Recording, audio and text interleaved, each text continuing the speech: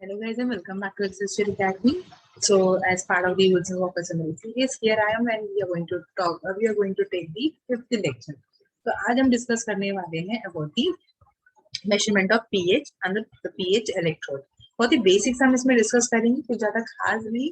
It's just going to give you a rough idea कि pH electrode आपका कैसे काम करता है. So of course everyone knows how to use it. You just have to dip into your solution. But of course उससे पहले आपको calibrate करना होगा. कैलिब्रेशन के बाद ही उसको वॉश कीजिए एंड उसको फिर सेंसर में डिप कीजिए. Wait for the reading to become constant and जो भी रीडिंग आएगी that is how the electrode is going to give you the reading. ठीक है. तो उसके पीछे कौन सा प्रिंसिपल है, कितना क्या है, क्या काम करता है, कौन सा सोल्यूशन उसमें प्रेजेंट रहता है, वो थोड़ा सा जानने के लिए थोड़ा सा डिस्कस करेंगे. ठीक है. Okay. So the pH electrode is an example of an ion selective electrode that responds to specific ion in solution. In this case, the hydrogen ion. Of course, we are going to talk about the H plus ion क्योंकि यही है जो आपका pH determine करेगा, right? So increase concentration of H plus रहेगा तो आपका pH बढ़ेगा या घटेगा? तो आपका pH घटेगा. जितना ज्यादा कम pH होगा उतना ज्यादा आपका H plus concentration है. ठीक है. So the electrode consists of a thin glass, which is a porous membrane sealed at the end of hard glass tube containing 0.1 molar of HCl, into which is immersed a silver wire coated with the silver chloride. तो यहाँ पे हम इसकी बात कर रहे हैं. It is a thin wall glass bulb है. यही पोर्शन है जो आप हमेशा अपने सैंपल सोल्यूशन में डिप करते हैं. ठीक है.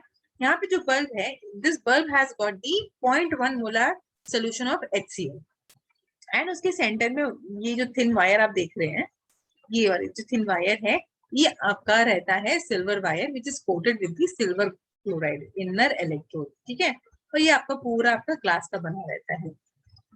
Okay. So this silver chloride electrode act as an internal reference that generates a constant potential. The porous membrane is typically 0.1 millimeter thick. The outer and thinner 10 nanometer consisting of an hydrated gel layer containing exchange binding sites for hydrogen or sodium ions. Okay, now this is required because this will tell about the proper pH of your solution. On the inside of the membrane, the exchange sites are predominantly occupied by H plus ions from the HCl, while on the outside it is occupied by the sodium and the hydrogen ions.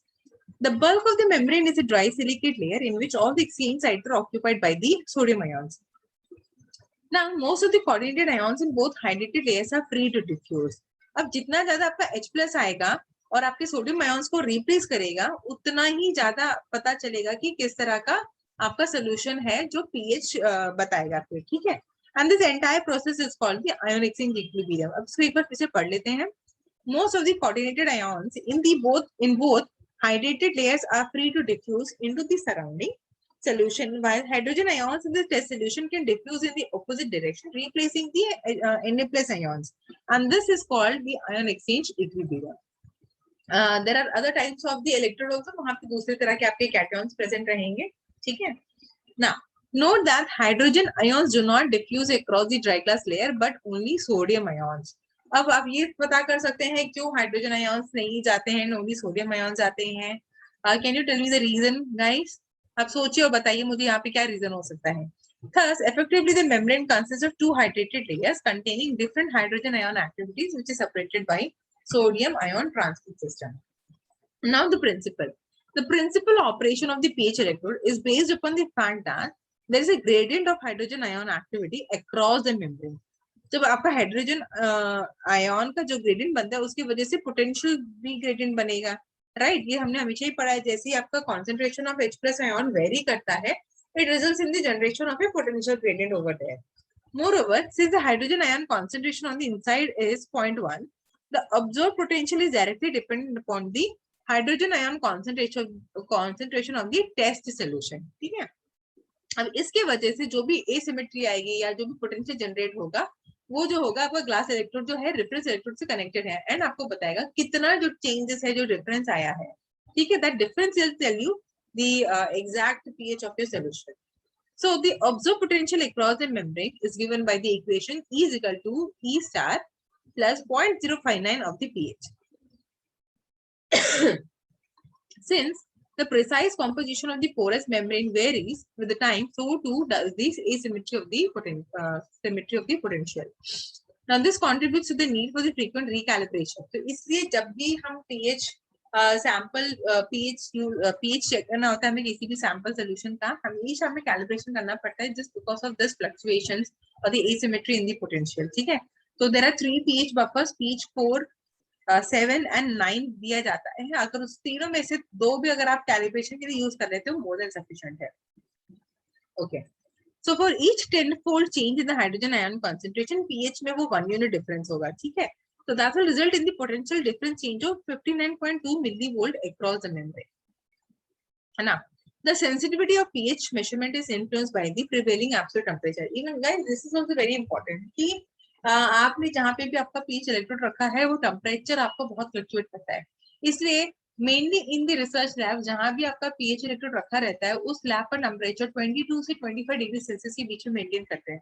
Suppose उस room का temperature बहुत ज्यादा है then it is going to give you different pH reading. ठीक है, तो इसलिए जब भी आप pH इलेक्ट्रोड भी यूज करते हैं, pH मीटर यूज करते हैं, हम हमेशा pH स्ट्रिप भी यूज करते हैं कि हाँ उसी रेंज पे उसने रीडिंग दिया है या नहीं दिया है. तो बोथ हम लोग मॉडर्न तरीका एंड कन्वेंशनल तरीका दोनों यूज करते हैं. The most common forms of pH electrode are the glass electrode and the combination electrode, which contains inbuilt calomel reference electrode. तो ऑलरेडी हमने ये फिगर देखा जिसमें हमने बताया था कि हाँ ग्लासियम है, उसके अंदर हमारे पास आपका सिल्वर क्लोराइड का कोटिंग रहता है एंड यहाँ पे जो ग्लास बल्ब है इसमें आपका 0.1 मोलर सॉल्यूशन है वेक्सर रहता है. अब ये है आपका कॉम्बिनेशन इलेक्ट्रोड. सो मेनली ये वाला जो रहता है हम काफी यूज करते हैं. ठीक है, अब कॉम्बिनेशन इलेक्ट्रोड में अंदर बस इतना ये आ गया है, you do have the same wire silver wire which is coated with the silver chloride, then it is again dipped into the external difference electrode और यहाँ पे जो है आपका salt free solution जो है KCl का हमेशा present रहता है. ठीक है, now there are different types of electrodes also. So electrodes do exist for the measurement of other ions also. जैसे कि सिर्फ H+ नहीं है, आप lithium, potassium, sodium, calcium, chloride ये सब भी आप चेक कर सकते हो. ठीक है, अगेन इन सबका प्रिंसिपल आपका आयन सिलेक्टिव इलेक्ट्रोड ही रहेगा, similar to your pH electrode, but they lack absolute specificity and their selectivity is expressed by a selectivity coefficient and which is going to vary for the different ions. So most ion selective electrodes have good linear response to the desired ion and a fast response time. So जहां तक मेरी knowledge है हर lab में, हर research lab में, चाहे India हो abroad हो, mainly हम पीएच इलेक्ट्रोड या पीएच मीटर ही यूज करते हैं. ठीक है, बाकी सब के लिए I don't think we use the different meters are there. It is available, we generally don't use it. So now the biosensors are derived from these by incorporating an immobilized enzyme onto the surface of the electrode. ये एक बहुत अच्छा example है जहाँ पे हमने glucose oxidase use किया है. तो हमने ग्लूकोज सेंसर जो हम बनाते हैं नाउ कैन बी यूज. ठीक है, so same concept आप यूज कर सकते हो to make glucose sensor. An important example is the glucose electrode which utilizes glucose oxidase to oxidize glucose in the test sample to generate hydrogen peroxide, which is reduced at the anode, causing a current to flow that is then measured. These microsensor versions of these electrodes are of great importance in the clinical biochemistry. वहाँ पे बैठ के हम इतने सारे chemical reactions हम नहीं कर सकते, तो इस तरह के बायोसेंसर्स जो रहते हैं, ग्लूकोमीटर हो गया जहाँ पे आप अपना शुगर चेक कर सकते हैं, जो डायबिटिक पेशेंट रहते हैं वहाँ पे भी सेम प्रिंसिपल आपका यूज होता है. ठीक है, similarly we have got the oxygen electrode also which measures the molecular oxygen in solution rather than the ion. तो इस तरह से हमारे पास बहुत तरह के बायोसेंसर्स हैं which has got the same principle which is present behind the pH electrode card.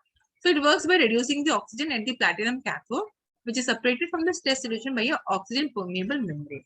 The electrons consumed in the process are compensated by the generation of electrons at the silver anode. Hence, the oxygen tension in the test sample is proportional to the current flow between the two electrodes. तो जैसे जैसे जितना electrons जो है वो आपका silver anode में आपका वो जनरेट होता जाएगा, उतना जो आपका पोटेंशियल डिफरेंस क्रिएट होगा, जो करंट फ्लो होगा वो आपको बताएगा कितना आपका ऑक्सीजन रिलीज हुआ है. ठीक है, similarly there are many other sensors which use the enzymes luciferase to measure the ATP activity. So luciferase it gives you the fluorescence, so आप उसमें लाइट मेजर कर सकते हो which is like which is connected with the photomultiplier. So इस तरह से बहुत सारे इलेक्ट्रोड्स हैं मार्केट में So depending on your research requirement, you can have that particular biosensors. So guys, आज के लिए इतना ही छोटा सा टॉपिक था जहाँ पे हमने पीएच इलेक्ट्रोड के बारे में मेंशन किया. So थोड़ा सा प्रिंसिपल जानना जरूरी है कि एग्जैक्टली कौन सा मैन्युफैक्चरिंग आपको जानने की जरूरत नहीं है कि कहाँ पे कितने ग्लास ट्यूब है या कितने वायर प्रेजेंट है. बस उसके पीछे मेन थ्योरी, मेन प्रिंसिपल क्या है उतना अगर आपको मालूम है तो सफिशिएंट है, मोर देन सफिशिएंट है. तो आज के लिए बस इतना ही.